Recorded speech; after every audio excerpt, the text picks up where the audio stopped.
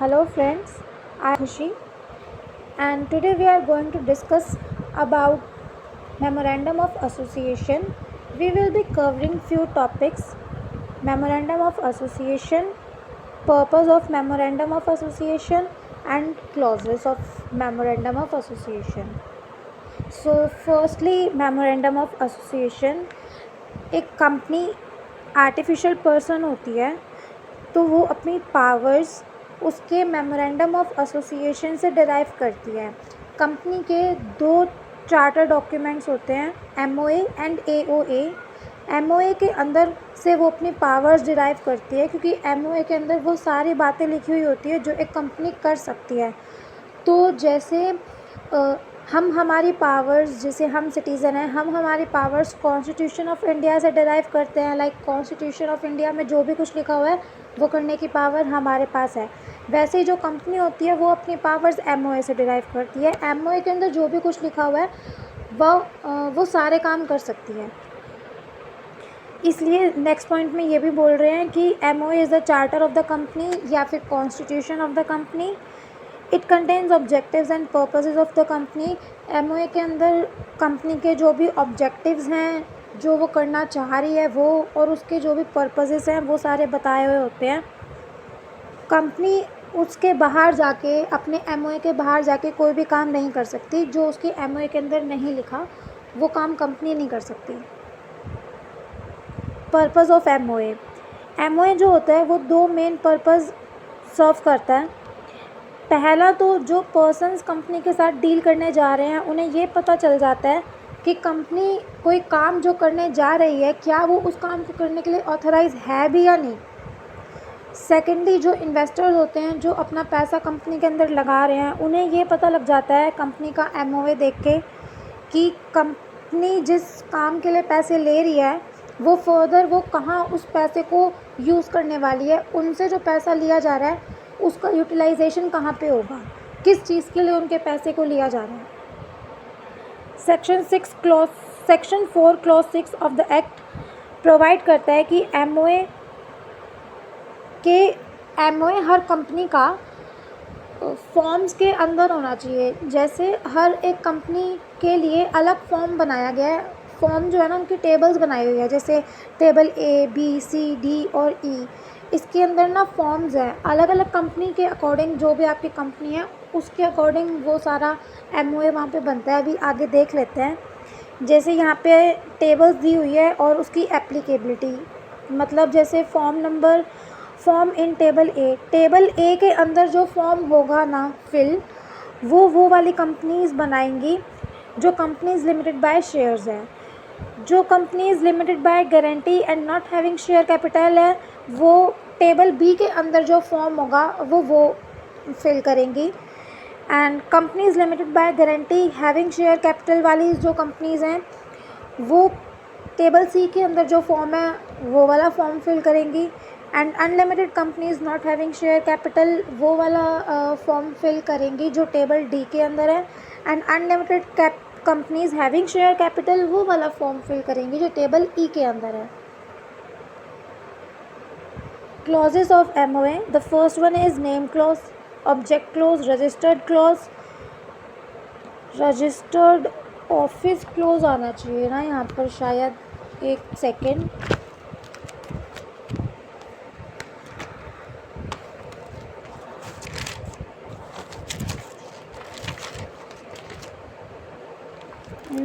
हाँ, यहाँ पर रजिस्टर्ड ऑफिस क्लोज आएगा थर्ड वाले में। इसको सिचुएशन क्लोज भी बोलते हैं। फिर liability close, capital close and subscription close. So the first one is name close. ये इसी सीक्वेंस में आप याद करना बेहतर होगा। अगर आप इसी सीक्वेंस में याद करोगे तो, ऊपर नीचे भी करोगे तो चलेगा, बट अगर इस सीक्वेंस में करोगे तो ज़्यादा अच्छा रहेगा।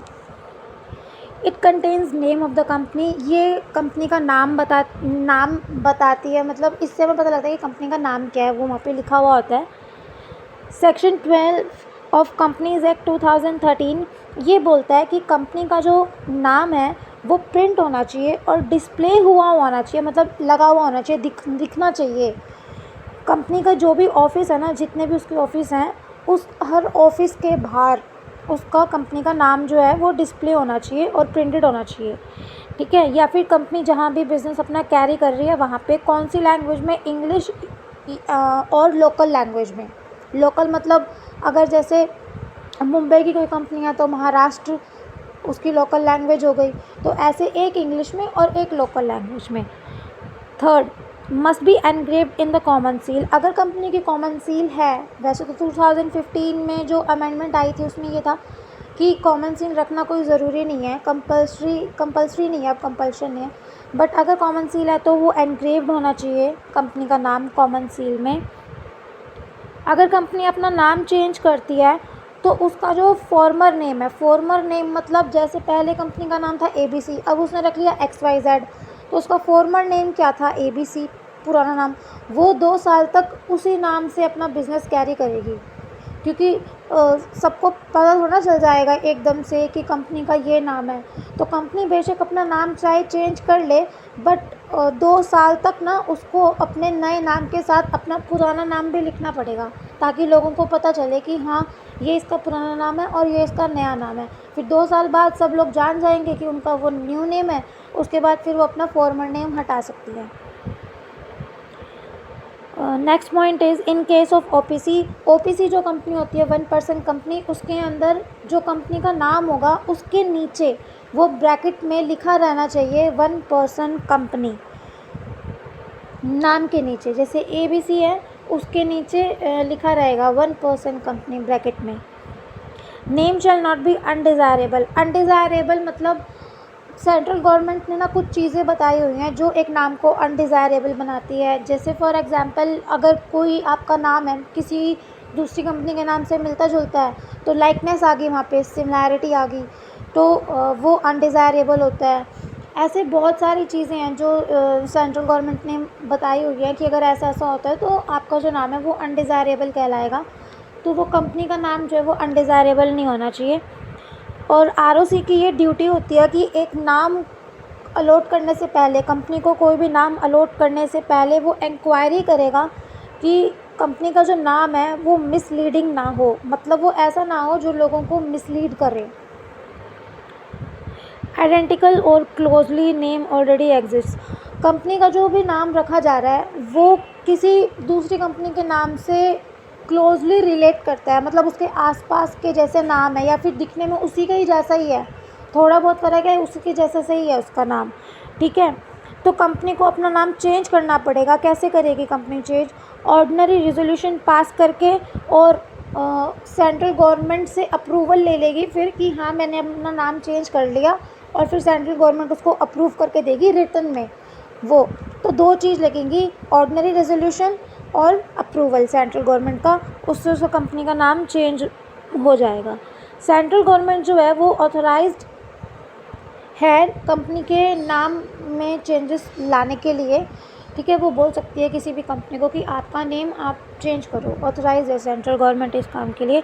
और फिर बाद में अगर सेंट्रल गवर्नमेंट ऐसा करती है तो एक कंपनी की ड्यूटी बन जाती है कि वो जिस दिन भी सेंट्रल गवर्नमेंट ने उन्हें बोला है, ठीक है, उससे 3 महीने के अंदर अंदर कंपनी को ऑर्डिनरी रेजोल्यूशन पास करके नाम चेंज करना पड़ेगा और फिर सेंट्रल गवर्नमेंट की अप्रूवल लेनी पड़ेगी उस नाम के लिए, फिर कंपनी का नाम चेंज हो जाएगा।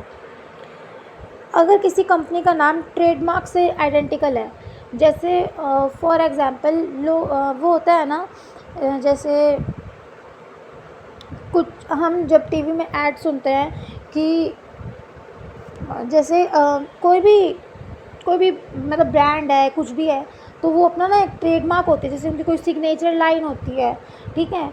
तो समझो किसी और ने भी वही सेम सिग्नेचर लाइन रख ली अपने में, नाम तो अलग अलग है, जैसे एक ABC एक XYZ है, लेकिन XYZ जो है ना उसकी ना कोई सिग्नेचर लाइन है, ठीक है। तो वही सेम सिग्नेचर लाइन ना, या फिर उसी से उसकी सिग्नेचर लाइन ही किसी ने अपना नाम बना लिया, जैसे जो एयरटेल वाले हैं या ऐसे ही कुछ है, मुझे याद नहीं आ रहा अभी नाम उनका, क्या है कि ऐसे बोलते हैं वो ऐड में कि इसको लगा डाला तो लाइव जिंगालाला, तो समझ लो किसी ने अपनी उसका नाम रख लिया कंपनी का जिंगालाला लिमिटेड। तो अब ये क्या है कि उनका जो ट्रेडमार्क है दूसरी कंपनी का, एयरटेल वालों का, उन्होंने उसी का ही अपना नाम बना दिया। तो अगर ऐसे ट्रेडमार्क से मिलता जुलता कोई कंपनी नाम रखेगी ना, तो उसको भी अपना नाम चेंज करना पड़ेगा 6 मंथ्स के अंदर अंदर। ठीक है।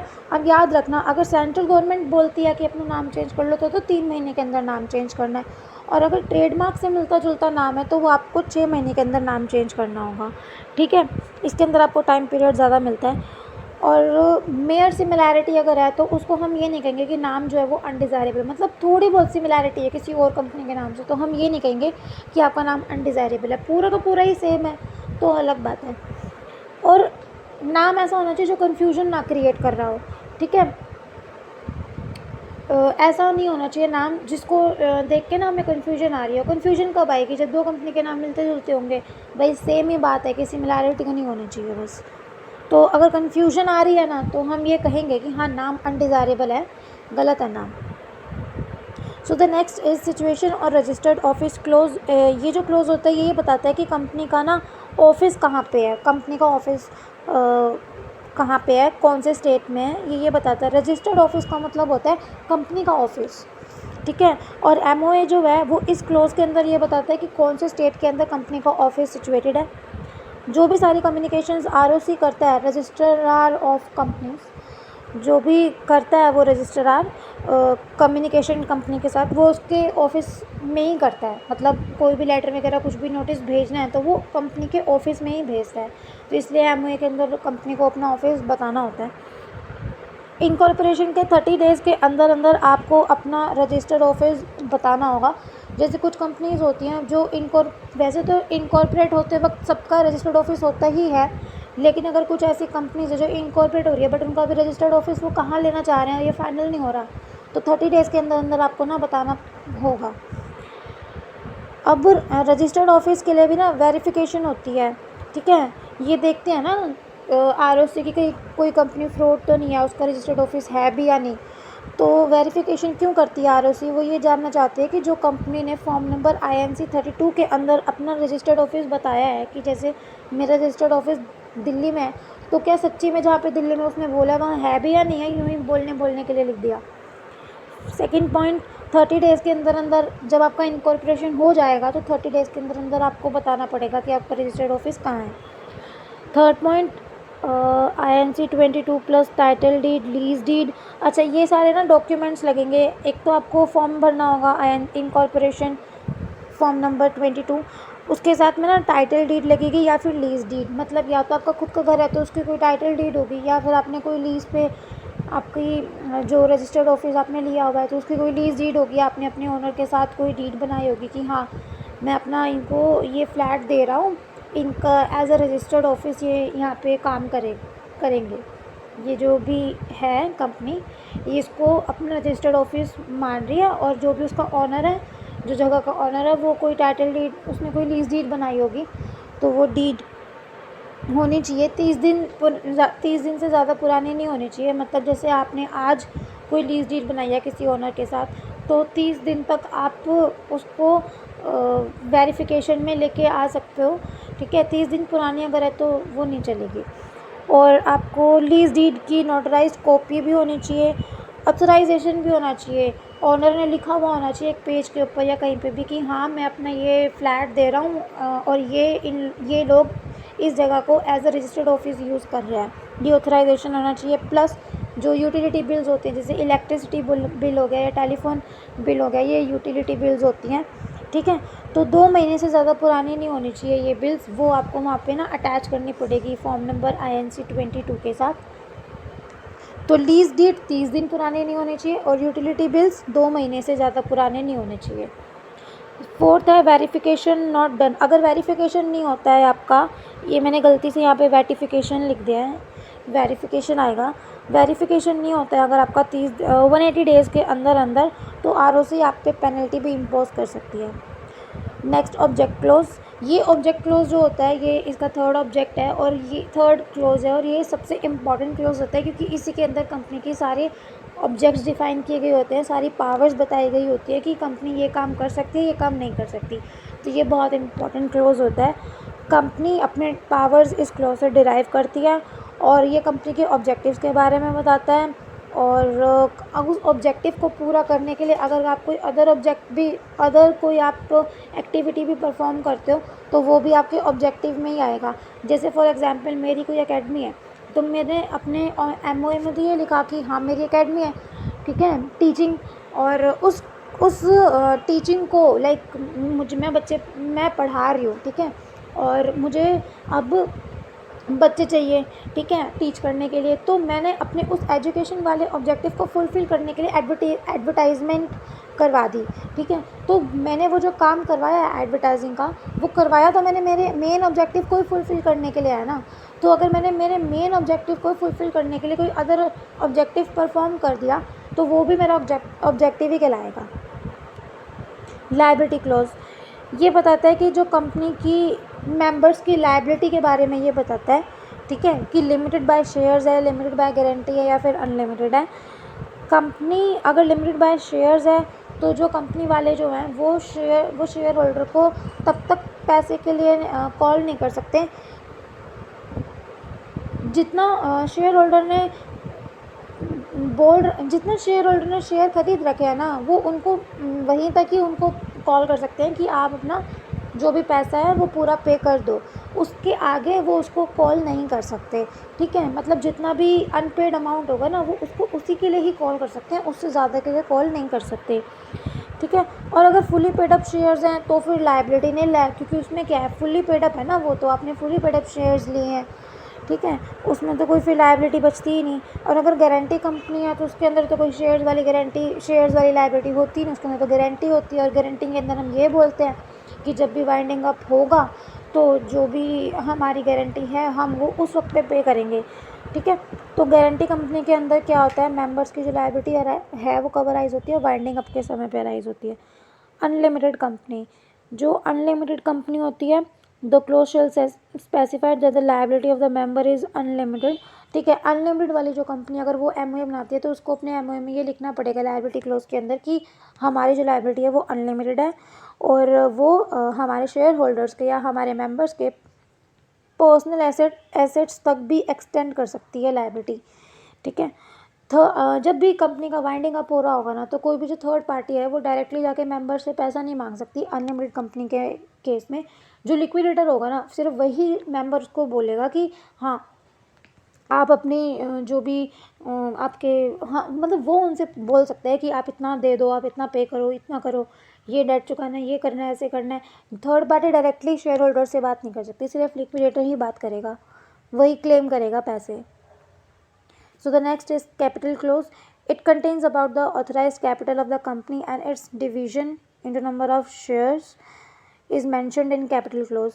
ये बताता है कि कंपनी की ऑथराइज्ड कैपिटल कितनी है, मतलब कंपनी जो है वो कितने कैपिटल तक के लिए ऑथराइज्ड है कि हाँ वो इतने पैसे उठा सकती है पब्लिक से, ठीक है। और उसको बताना ही पड़ेगा कि उसने किस तरीके से डिवीज़न किया है। जैसे कोई कंपनी है वो 1 लाख रुपए उठा सकती है, ठीक है, तो अब उसने उनका डिवीज़न ऐसे करा है 100 शेयर्स के अंदर, ठीक है।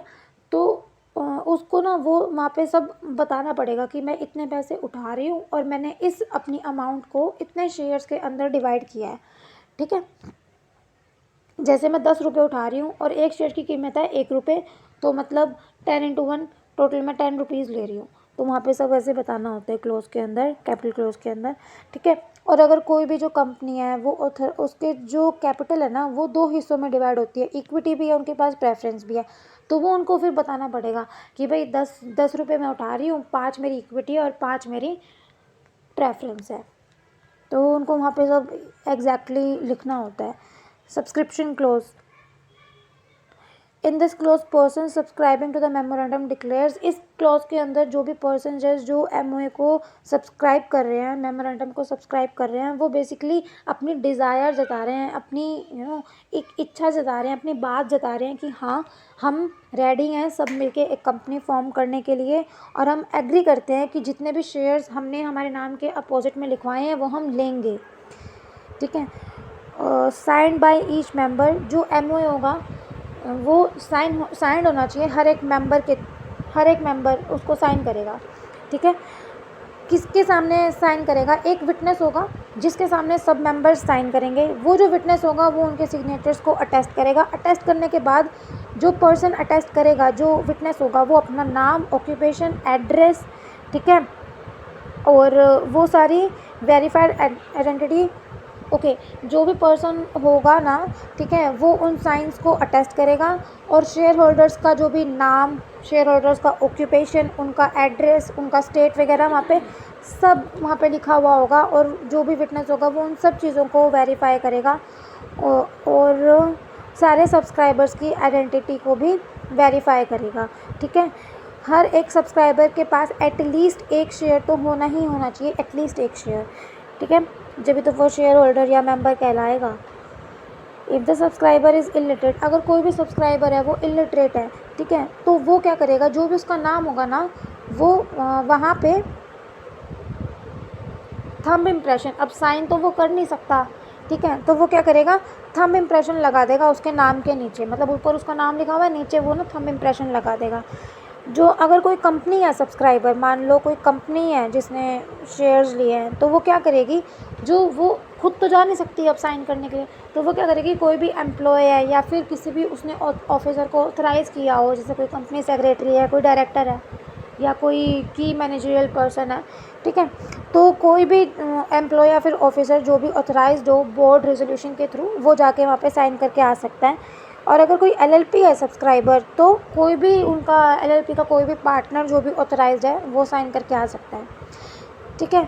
सो आई होप आपको जो भी मैंने बताया है वो समझ में आया होगा। और अगर कुछ समझ में नहीं आया होगा तो आप कमेंट करके मुझसे पूछ सकते हो, आपकी सारी क्वेरीज़ के मैं वहाँ पे रिप्लाई करूँगी, ठीक है। एंड सो आज के लिए इतना ही था। Thank you for watching.